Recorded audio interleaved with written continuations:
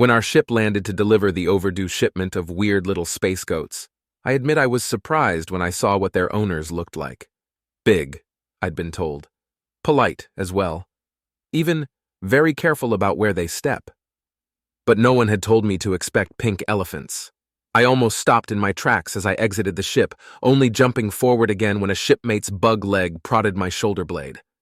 I stepped quickly and did my best to stare without slowing up to the proceedings. Our small crew was bringing the cages out onto a landing pad raised off the ground, level with the average head height of the gigantic life forms whose home planet this was. They strolled by on business of their own, each with 6 legs and trunks in pairs, top and bottom. Their tails looked prehensile too, but the most striking part was the color, as bright pink as any flamingo, with flappy ears that faded to a more salmon orange with yellow edges. All they needed was polka dots to look like the most absurd hallucination this side of the Milky Way. "Hello, esteemed client," announced our captain as he led the procession toward the pink face waiting at the edge of the platform. Captain Pawcap was, I'd learned, the nephew of the captain of our sister ship, and somewhat new at this. I hoped he was waving his green tentacles at the right alien. This elephant was pretty noteworthy, actually. Its eyes had the white haze of cataract sufferers on Earth, and as we approached, it moved its ears down to show a hat of some sort. Wait, no, that a human on its head? I thought as I walked. What the heck? It was. While Captain Pawcap greeted the alien that still hadn't spoken, I took in the sight of the muscly blonde guy perched on a saddle that was clearly custom-made for this scenario. He was wearing weird little booties, and had one foot raised, like he was ready to tap out a message on the alien's head. "And hello to you too," Pawcap concluded with a wave up at the human. The pink behemoth finally spoke. "Kindly do not distract my seeing eye human," it said in a deep voice. "He is working." Pawcap gave many flowery apologies, which the alien ignored in favor of inquiring about the state of its cargo. "The animals are in perfectly good health," Pawcap said, "though they did give us some trouble. I'm afraid I'll have to insist." His demands for additional money were interrupted by urgent hisses from several crewmates who knew better, and, thankfully, by the arrival of another giant pink elephant. The 2 aliens spoke in rumbles almost too low to hear. The crewmates yelled at the captain in whispers. I stood awkwardly to the side, a newcomer without much stake in any of this. "Hey," called a different voice. "Quick question." It was the human guy waving me over while his employer, owner, was busy with conversation. I trotted to the edge of the platform, careful not to lean too far. No railing. "Yes? Is there one ship like that, or 2?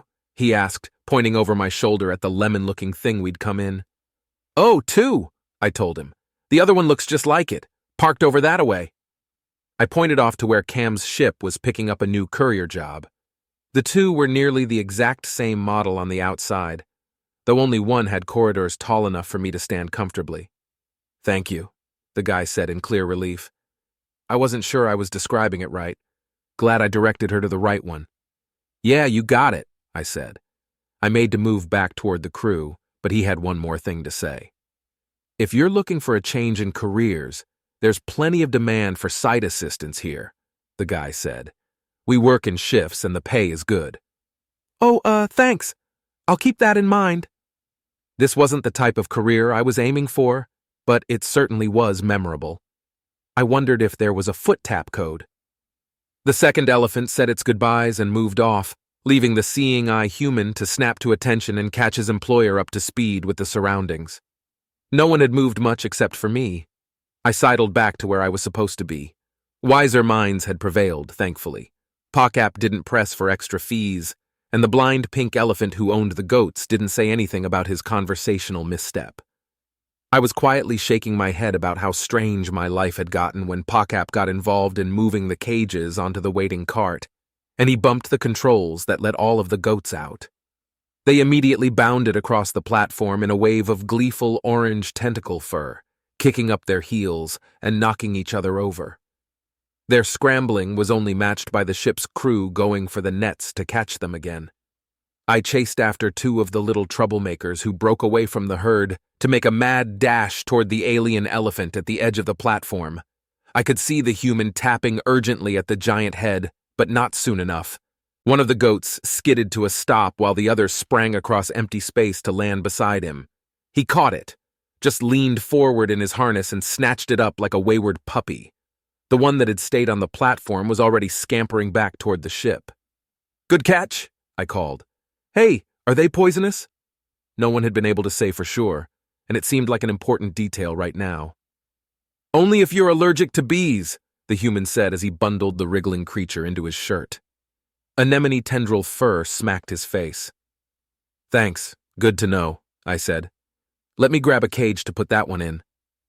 I darted off while the blind elephant asked what was happening with more patience than the situation deserved. Thankfully for all involved, our ship was the only one on the platform, and the door was shut. Those frisky goatlings had nowhere to go but around in circles. Not that they minded running in circles, of course, but it was only a matter of time before the crew managed to grab them one way or another. Mostly with nets, sometimes with hands, or the equivalent, and sometimes with trash cans, or whatever else was convenient. I hauled a single occupancy cage over to the edge and got permission to climb on board the giant alien's head in order to retrieve the little critter that was trying to kick free. I almost lost it over the edge. Almost. But the client didn't need to know that. I got it in the cage and put the cage back on the cart with the rest, and that was all that mattered. The animals were none the worse for their adventure. Pocap was allergic to bees, though. "You finish up here," he wheezed to the yellow heat-seeker who was already ushering him back toward the ship with exasperation on her lizardy face. She spoke into her communicator to the crew members still on the ship. "Need a medical scan for the captain? Toxins and allergens? Quickly, please, he's—" "Okay, yes. Xi is carrying him in now." The gaudy purple mesmer had scooped up the captain like an octopus that needed to be tossed back into the sea.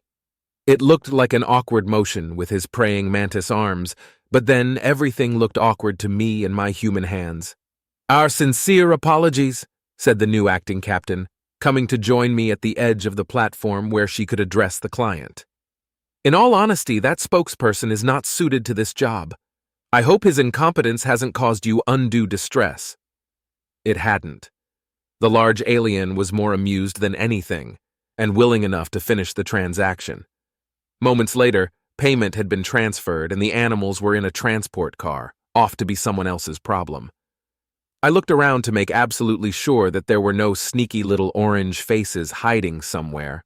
All clear. "Farewell," rumbled the elephant. "Safe travels." It turned away from the platform slowly, leaving plenty of time for the human on its head to scan for tripping hazards and give the all clear. "Home, Jeeves." I held in a burst of laughter. Jeeves? That can't be his real name. Did the first person to be a seeing-eye human suggest that as a job title? Amazing. A cutesy little peeping noise told me the acting captain was doing her people's version of a sharp whistle for my attention. "Sorry, coming," I said. Everyone else was heading for the ship, and I brought up the rear. "Considering a job change?" she asked with a flick of her tail. "No, thank you," I said. "A noble cause, I'm sure, but it doesn't speak to me. I'd rather stay with you folks." "Good," she told me, walking faster. "You'll be useful to have on hand when we tell Pocap that we're voting him out of the captain's chair." "Oh my," I managed, and I thought today was already as eventful as it was going to get.